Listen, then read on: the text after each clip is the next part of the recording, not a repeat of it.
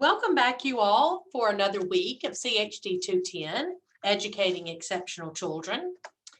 This week, we're going to be discussing Chapter 6, which is entitled Monitoring Individual Child Progress. Early educators need to realize that an individualized family service plan, or an IFSP, or an individualized education program, otherwise known as an IEP, has been developed for each child who is eligible for special education services or support. Both of these are legal documents that result from a process involving individual child and family assessment and multidisciplinary planning. So let's see what the difference between an IFSP or an IEP are. So an IFSP stands for an individualized family service plan, whereas an IEP stands for an individualized education plan, okay? So if a child is under the age of 3, then the document is referred to as an individualized family service plan. It's going to contain a list of services that must be provided to the family to meet the child's needs.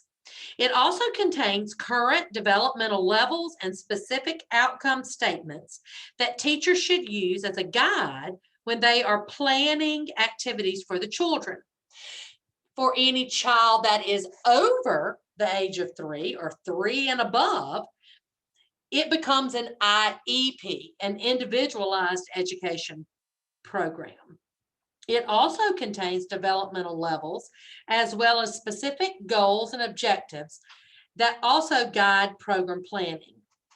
Teachers should request and carefully review these documents.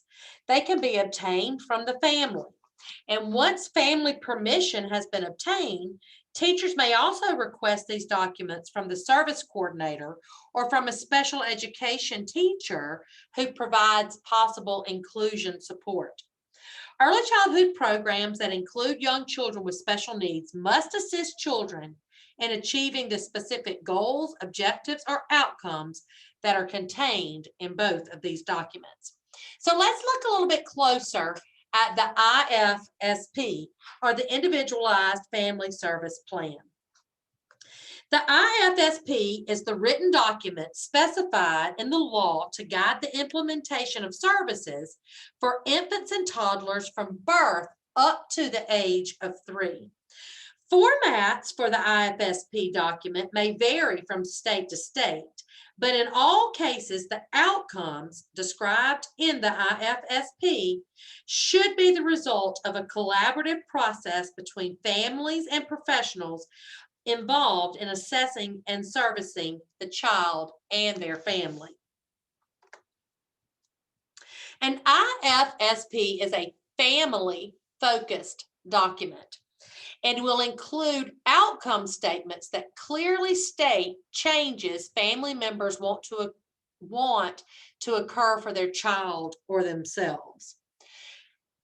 An IFSP must be developed for each child within 45 days of an initial referral for special education services, and then it must be reviewed and updated every 6 months. Early educators must be certain that the contents of the most recent version of each child's IFSP is available to be used when planning activities. So let's take a closer look now at the IEP. Remember, that stands for the Individualized Education Program. The IEP is the legal document that directs services for children 3 years old and above. It is the result of a multidisciplinary assessment and planning process conducted by the local public school district in which the child lives. Again, early educators who serve children with special needs should seek to be involved in this process if at all possible. Other people that may be involved in the process are the child's parents or guardians, at least one general education teacher, if the child is going to be in a general education program, A member of the school staff who is qualified to provide supervision of any specially designed instruction, and that is usually that special education teacher.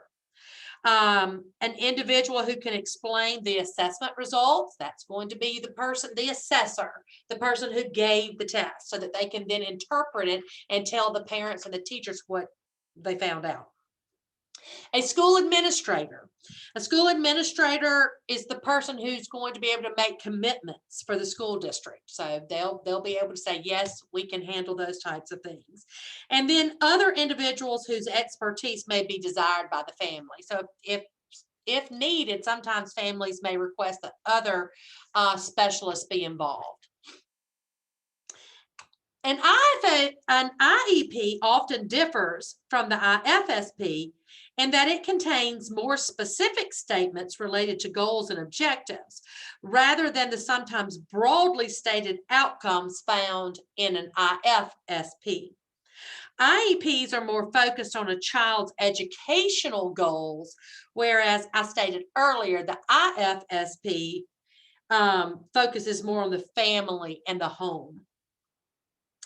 IEPs are required to include year-long goals or annual goals, goals that you want that child to reach at the end of the school year. Okay, so you're going to do all of these types of things and all of these activities, and you're going to design these activities in order to meet that annual goal. Okay, so that's ultimately what you are trying to achieve.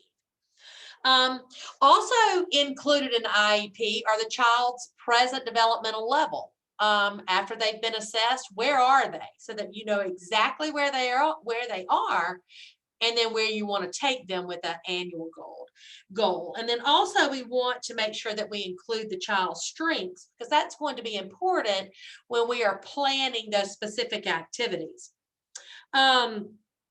We know that these activities should be systematically incorporated into the child's naturally occurring daily activities, instead of the child being pulled away from their peers and working on objectives on a one-on-one basis. We want to do it, if at all possible, within the confines of that daily environment.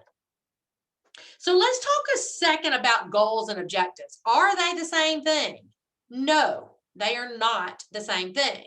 And as I said, those objectives and those goals should be incorporated into the child's naturally occurring daily activities. So objectives represent achievements on the way to reaching that big goal. Okay, so your goal is the big aha. Okay, it's what you want to accomplish at the end of the year, the one thing you want that child, or several things that you want that child to be able to do at the end of the year. Okay, so I wrote you a long-term goal here on the screen. Marty will cooperatively play with her peers. That's a goal. Okay, that's what we want Marty to be able to do. Our objectives have to be lined up so that everything we're doing and we're planning for Marty is going to get her to be able to cooperatively play with her peers. So here's an objective. While in the dramatic play area with one or two other children, Marty's going to share her dress-up clothes. Okay, so that's an objective that we're going to get Marty to do, so that we can ultimately at the end of the year say, yes, Marty can now cooperatively play with her peers. I hope that clears that up for you. So in order for, after an IEP or an IFSP has been developed, we have to monitor the progress. Okay, so we have to make sure that we can see what's happening in the classroom, and are those objectives that we're stating and those activities that we're planning, are they helping us reach that year-long goal or that annual goal? Okay, if you are in a Head Start program, if you are in an OSR funded pre-K program, you know about a monitoring program, and it's called Teaching Strategies Gold. If you have not, you're going to be learning about that as we move forward in the child development program. So we know that in order to check out that IEP or the IFSP, we have to know that what we're planning, those objectives, that we're reaching them. And so we have to monitor them on a regular basis. So why is it important for us to progress monitor? IEP or an IFSP process requires that certain information must be recorded, updated regularly, and made available to families and other members of the child's intervention team. So in order to gather this information, progress must be monitored on a regular basis. Now, why? Well, IDEA law requires that efforts to achieve outcomes and goals stated in the IFSP or IEP must be planned and carried out. Thus, there has to be some type of documentation that the plan is actually being implemented. So you have to document it. You have to prove that you're doing the things that that IEP or the IFSP says you will do. Also, number two, progress for a child with special needs may occur slowly and in very small steps. So without careful data recording, it may be difficult to know for sure if a child is learning the desired skills and behaviors.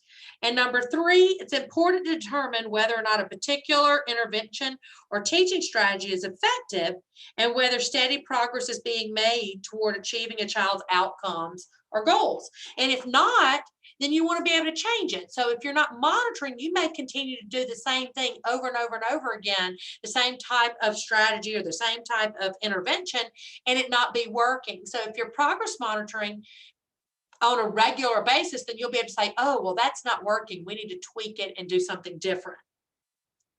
So to be effective, this progress monitoring system must be able to be included in some kind of large group setting, okay? It must be simple or it's not going to be used. If it's got lots of parts or hard to do, teachers aren't going to use it. In addition, the system must be designed to be functional. Notes and records must be immediately usable to make adjustments and program adaptations whenever necessary. So in short, records of each child's progress must be kept and the system must be simple enough to be used on a regular basis. So that just about takes us through all we need to know, or all we're going to cover in this lecture video on progress monitoring and individual children's for individual children's progress. Excuse me, I can't get it out. Make sure that you visit your Blackboard, you look at the supplemental materials that are there, you are accessing right here your textbook so that you can read the chapter, and make sure you watch any other supplemental videos that might be there. Of course, if you need me for anything throughout this week, don't hesitate to reach out via email or course mail message, or meet me during our virtual office hours. See you next week.